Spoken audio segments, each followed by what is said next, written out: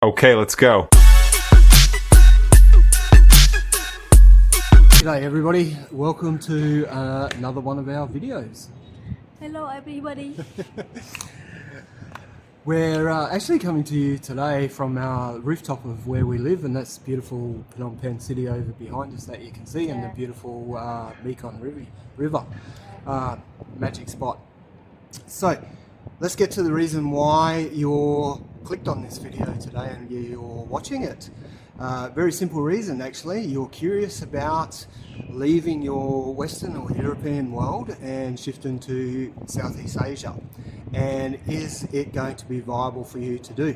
Sorry if that's moving around a little bit. It is a bit windy up here as the sun's going down. The sun actually sets around the corner from us a little bit, so we can't get the sun right here, sunset right here. So that's what brings you here. You're interested to know, is it possible? Can you do it? Can you afford to do it? And what are the benefits for living here? And also, I guess, what are the cons for living in Southeast Asia, or in particular Cambodia? So in Southeast Asia, which makes up obviously a lot of different countries, Thailand, Cambodia, Vietnam, etc., a number of them. Cambodia and Vietnam are ranked the two cheapest in the world, and I don't care what anybody else is going to say, Thailand is not cheaper, because I hear that all the time. It is not true. Sorry, I'm just getting myself comfortable here. Sophanny's a little bit smaller than me, as you can see. She's a little bit shorter. I'm just trying to get to the right height as it. So I have travelled a fair bit throughout Thailand, Vietnam, and obviously lived in Cambodia for a number of years now as well. Cambodia is definitely cheaper. On the higher end, my understanding is countries like Bali now have got very expensive to live, and the Philippines is also getting a lot more expensive to live in as well, if you're looking at retiring or living in those countries and working in those countries. But in particular, I want this video more to be about if you are retired or you're on some sort of benefit, government benefit from your home country. Now, I can only speak on behalf of Australia. I don't know what the rules and regulations are for England, Canada, USA, etc., or any of the European countries, what benefits you can bring with you over here. I know some people are pretty curious about if they're on a disability pension in Australia, can they come over here and live? The simple answer is yes, you can. You can come over here and live. There is visas obviously that you have to get, and I will put Leng, who is our visa agent, highly recommend her. Amazing woman, will help you through everything. She won't bullshit to you, or she won't lie to you. She'll just tell you the actual facts and upfront, and as it happens each day, because the visa rules do change constantly throughout all the Asian countries. They're always changing. So with a disability pension, you can come. In Australia, you will have to jump through some hurdles. They do say it takes up to maybe 12 months or so to get approved to leave Australia and keep your disability pension if you're on one of those. Look into the rules and regulations. I'm not going to go into them here. There is a lot involved in it. You have to get reassessed, and if you get reassessed and they found that you're not, you can lose your disability pension, so that's something to take into consideration. So you'd want to well and truly make sure that whatever your disability is you're going to be able to keep it when you go and get assessed. Age pension, that's a whole different story in itself. So age pension, very easy. Leave Australia, come and live in Cambodia, for example, and we'll just talk about Cambodia. Come and live in Cambodia, for example, is very straightforward. You can take your age pension with you, no problems whatsoever. The government in Australia doesn't have an issue with that once you get the aged pension. There is some rules and regulations around it. One of those rules is you must be consistently on the age pension for a minimum of 2 years and not lived outside of Australia in that time. I think you can go on short vacations somebody may be able to write down in the comments. I'll double check on it myself, but I think it's 6 weeks. You can go for 6 weeks in a 1 year period or something similar to that. I think I've mentioned this once before in another video. I can't remember off the top of my head. I'm not an age pension name, so it's not something that I've really paid a lot of attention to, but it definitely can be done. I have briefly looked over it for in my coming years when I get to that age. Now, retirement age actually here to get a retirement visa is 55. Which I'm entitled to get on my next birthday, early next year. So I'll be shifting onto a retirement visa at that stage, which means then I'll no longer require a work permit. So my costs living over here will actually reduce a little bit more. Not that work permits are massively expensive. I think $150 or $180 or something like that, US dollars, always talking US dollars, by the way. So yeah, so you can definitely come over here and live on a retirement visa, disability on your age pension and on your disability. So what are some of the reasons why you would want to do that? Well, the simple fact is, in Australia, like most of the Western world now, it's extremely expensive. Australia in itself is out of control. Australia expensive. Expensive. Like Well, pay tax a lot. pay tax a lot. Yeah. Story. Yeah. What else? Rent is expensive. Yeah. Food is exceptionally expensive. I actually just got a message sent to me by somebody that was just recently here, one of my subscribers. Hello, Ricky and Christy. Ricky actually just sent me a message before to say that he's just got home from being over here for his second trip in the last 3 months, and they just went to the grocery shop and bought groceries, and the trolley load cost them 430 Australian dollars for a trolley load of groceries, which is just, I can't fathom that anymore, you know, like $430, considering we spend for the two of us on average $100 US a week for the two of us here, and so, you know, $100 a week is 160 Australian dollars, so it's basically, what's that, 163.20, you may as well say 3 times the cost of living just for food alone. So that's crazy. So I don't even know what the age pension is nowadays in Australia. Obviously you won't get all your supplements like your rental rebates and your electricity rebates and all of that sort of stuff, but let's call it 12. If you're watching and you're retired and you're living in Australia and you're watching this, put down in the comments how much it is before all of your rebates.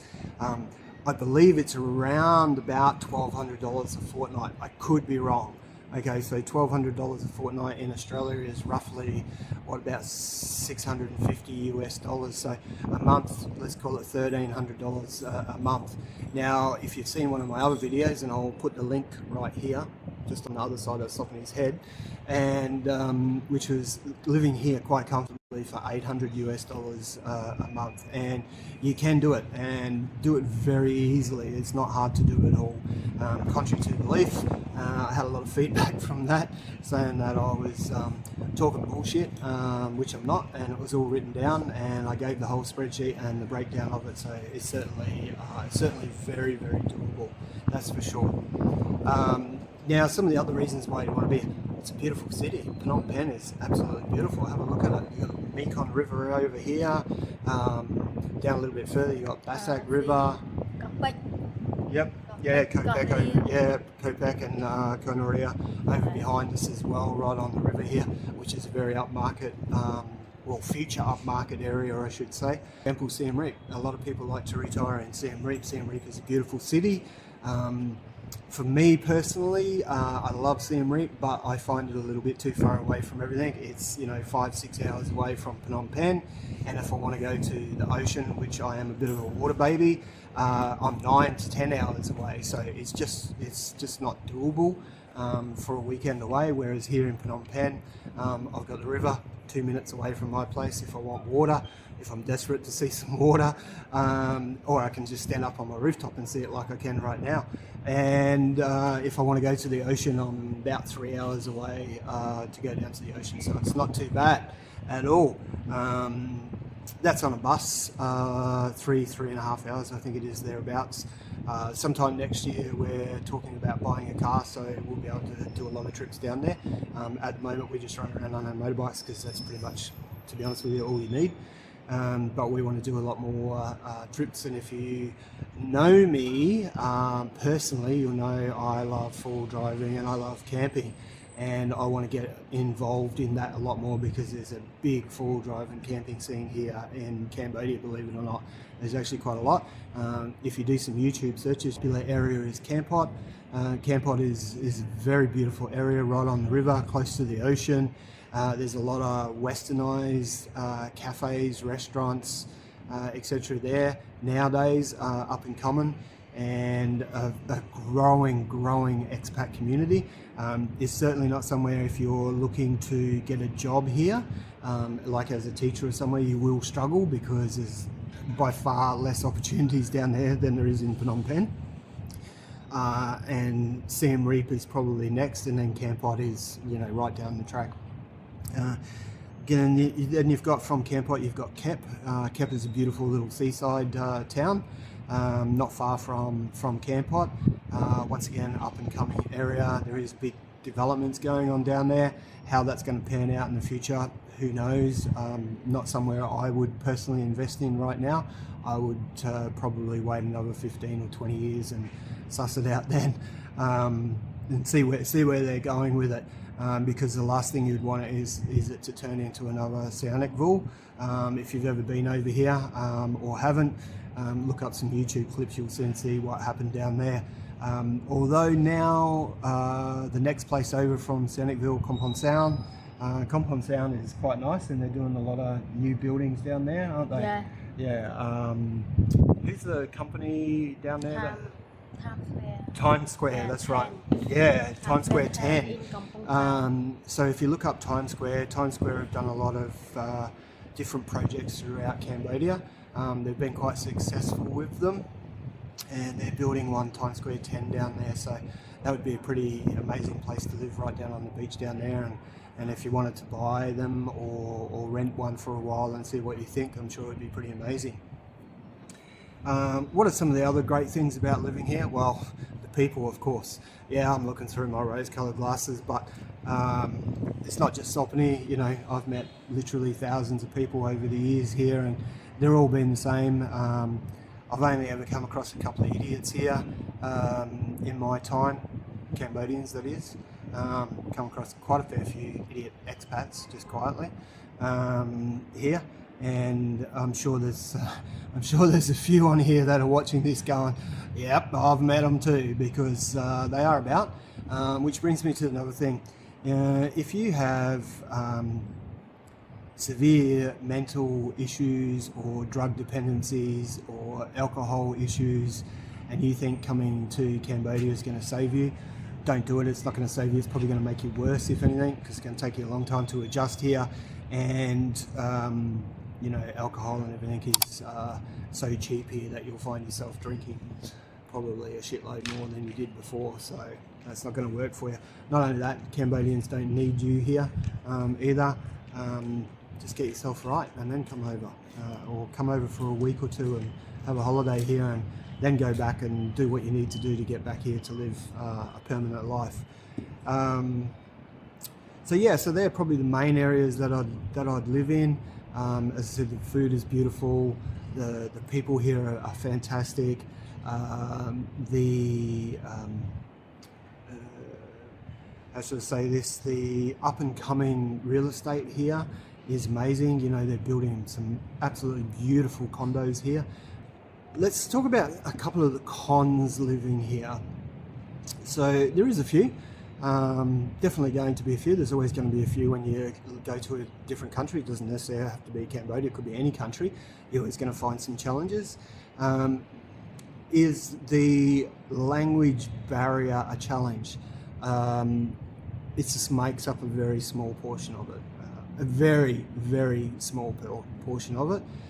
If you go right out of the major cities, then it will become an absolute challenge for you. If you're living in the major cities like Phnom Penh, Siem Reap, etc., it's not an issue at all. Most of the people here will speak English or speak English to a certain degree, that you'll be able to quite comfortably have conversations or make purchases, anything you require. A lot of them will speak English for you, and as the younger generation come through, they're all being taught English at school anyway, so they're all learning as well, and then they're teaching their parents or their friends, and yeah, it's just a big evolving thing here. So English barrier makes up a very, very small portion of it. Healthcare, for those of you that are on the age pension and you're on or disability pension and you need some sort of health assistance here, the hospitals here are capable, that's for sure. The local government hospitals, probably not so much. I have mentioned this before in past videos, but there's also a lot of newer hospitals opening up. In actual fact, the condo block that we live in, right at the very bottom of it, has a very nice, very professional doctor surgery right there. It's come from China, but that's okay. You know, how many Australian doctors or how many American doctors do you talk to when you go into your local GP? Not too many, I can guarantee of that. I don't think I've ever met an Australian doctor for the last probably 30, 40 years in Australia. They're always Indian or something, or some other nationality. So, you know, so that's not a problem. Singapore, I can't remember what it's called now, Singapore something or other. It's just not long opened up a big hospital here. And there is quite a few others, Japan Hospital. What are some of the other big named hospitals? Japan, Sunrise. Sunray, yeah. Sunrise on Yeah. Where's that hospital from? Choi Chongba. Yeah. But what country? Japan. Oh, Japan, from Japan as well. Yeah. Japan. Well, there you go. So there is certainly a lot of good doctors. Medication is pretty easy to come by here. Pharmacies here are like coffee shops here. There's one every 100 meters, sometimes more. So, some places near Sophanny's mum and dad's place, around the corner from there, which her parents live near the Russian market, not very far from there at all. I think there's like 3 or 4 pharmacies right next door to each other. So, as the lights have come on behind me in the city and the lights have come on here, my whole camera settings have all changed, so that could be interesting. Yeah, so food-wise, yeah, it's going to take you a little bit to get used to eating Khmer food, that's for sure. There's no doubt about that. It'll take you a little bit of getting used to. But it's beautiful food, absolutely beautiful food. And I know I'm going to get a lot of haters when I say this, but we've travelled around Vietnam a little bit, and matter of fact, we're going to Vietnam again very soon, at the end of this year. And I am a firm believer, and this is me personally, I know I'm being a little bit on the fence here, Cambodian food is way better than Vietnamese food. We actually found I'm going to say Da Nang, okay, in Da Nang, the food in Da Nang. Yeah. What did you think? No, like media, no. Example, like Ho Chi Minh, near Cambodia. Near Cambodia. Yep. That's same. Yep, tastes the same. Yeah, that's the same. But when Da Nang, far away, no, that's the same. No, it's not very good at all, Not is it? very good, yeah. No, and we went to several restaurants that were all recommended to us as having good food, and you know, that particular trip we were there in Da Nang for a couple of weeks, and it was pretty ordinary. And people rave about coffee in Vietnam, that there's a good coffee culture, which there is, and they have some amazing cafes there, which we're going to visit some when we go later in the year, which we'll show you. We'll do videos of it all and tell you all about the trip that we're actually doing. Our plan is actually to go right up into the hills in northern Vietnam. Sophanny's never seen snow before in her life, so we're going up there, but anyway, that's for a whole nother time. And the coffee culture, or coffee, I'm going to say coffee, not coffee culture, coffee flavour in Cambodia, in my opinion, is way better than coffee flavour in Vietnam. Now, maybe that's because I don't like a really, really strong coffee, and they make super strong coffees in Vietnam. And I can tell you now that you can walk anywhere in Cambodia and ask for a latte, and you'll get a latte. You walk anywhere in Vietnam and ask for a latte, and I've literally had them YouTube videos standing at the coffee shop, literally in a high tourism area, mind you, right on the beach in Da Nang, and the guy literally YouTubed how to make a latte in front of me. I was watching him whilst he watched the YouTube video on how to do it. So, and then there was a coffee shop I remember right next door to where we were staying, which was right on the beach in Da Nang, and I went there once and asked for a latte, and I got 30 mils, we'll call it 30 mils, 30 mils of the thickest coffee you've ever seen sitting in the bottom of a cup that looked like they just heated up a block of licorice and poured into the cup, and that was my latte. So I don't know, anybody else experienced that in Vietnam? Let me know. I love the country. I think the country is beautiful, but there's a few lessons there to be learned, I think. So I'm really looking forward to our trip later in the year. Once again, I'm rambling on a bit here, but because one of the places we're going to is Hanoi, which is supposed to be a foodie and coffee haven. So I'm looking forward to that, to see how we go with that. What are some of the other cons here? Traffic. Yeah, traffic's a problem in Phnom Penh, there's no doubt about that. They're slowly getting the infrastructure better, they're building new roads. You would have seen my video just recently where they built the new airport and we caught the city bus out. That was pretty good. You know, for 37 cents we went from virtually the heart of the city to the airport for 37 cents on the local city bus. Clean, air conditioned, easy ride on a Saturday morning, that was, wasn't it? When we went to the airport on the bus. Yeah. Saturday morning, yeah, on a Saturday morning. So go watch that video if you haven't seen it. And yeah, so they're building new roads. We have just come back from a ride out through the back of Chaparmpol, out the way towards Takmal, and out there's a big new bridge that they're building over the river, which is going to flow a lot of traffic coming from that way into the city over the river instead of coming through this side of the river where we live, which will that'll take a lot of traffic. So they are slowly getting, better infrastructure around Phnom Penh.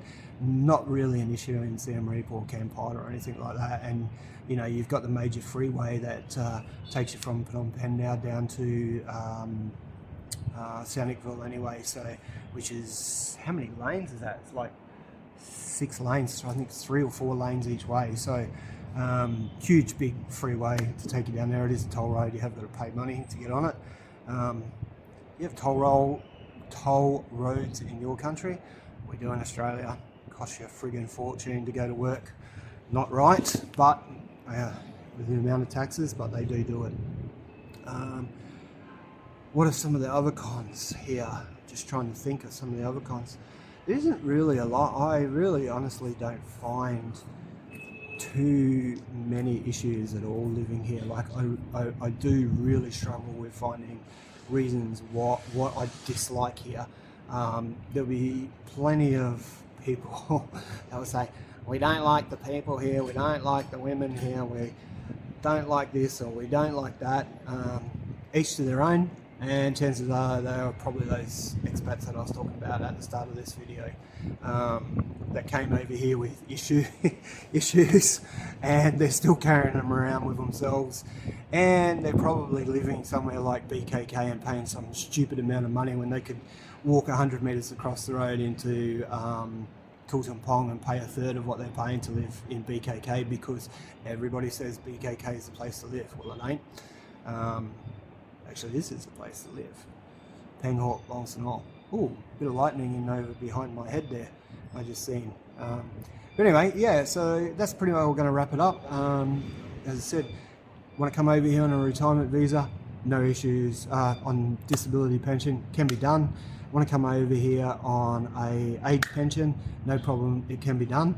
In Australia, in your own country, America, Canada, etc., you'll have to find out the rules and regulations. As I said, with the disability pension, you have got to jump through a few hurdles with the government to get there. It will take you anything up to 12 months.